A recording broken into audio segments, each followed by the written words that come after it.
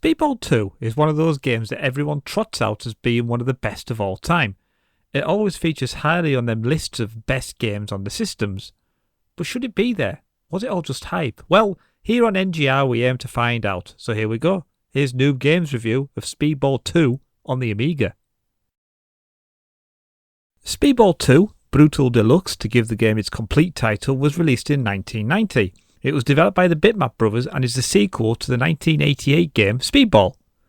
The Bitmap Brothers were a UK-based development company. They developed games such as Xenon, Gods, the Chaos Engine, and of course Speedball.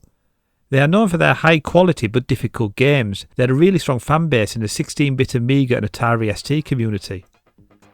When Speedball was a success, it was always going to happen that a sequel would come about, and in 1990 Speedball 2 Brutal Deluxe hit the shops. Let's see what all the fuss was about.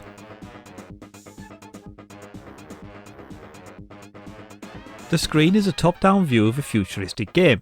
The plot of this title says the original Speedball League failed due to violence and corruption. The game is set in the year 2105 with the all-new Speedball 2 League, and there's a new team to try and reign supreme, Brutal Deluxe, who as player 1 you are in charge of. So you play the game, which is a cross between handball and hockey. You can barge your opponents off the ball, you can slide tackle them and generally be as violent as you like. There are goals at either end, and scoring a basic goal awards you 10 points. There are multipliers on the side of the pitch that can increase each goal to 15 or 20. With 9 players on each team you can sustain injuries and substitutes can be used. The game is frantic, don't expect any subtlety in the build-up play, it's a basic smash and grab, outlive your opponents and win.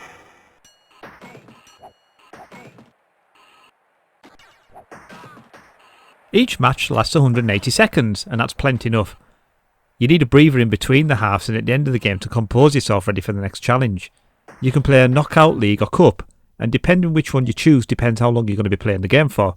Lose a knockout or cup match and it's game over. A league sees you keep playing until the end of the season. You can upgrade your players to increase their speed, power and stamina, for example, and you gain money to upgrade through playing matches. The longer you play, the more you win, the more you can upgrade. The graphics are good, the players and pitches are well animated and colourful. As usual in a Bitmap Brothers game, the music plays along in the background and adds atmosphere to the brutality of the game. There's no complaints there.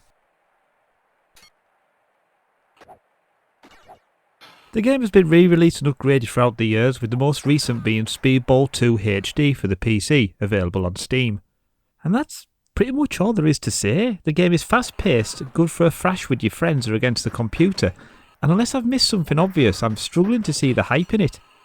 Yeah, I had fun playing the different modes and upgrading the players as such, but there was nothing there to warrant the outpouring of love the game gets even to this day.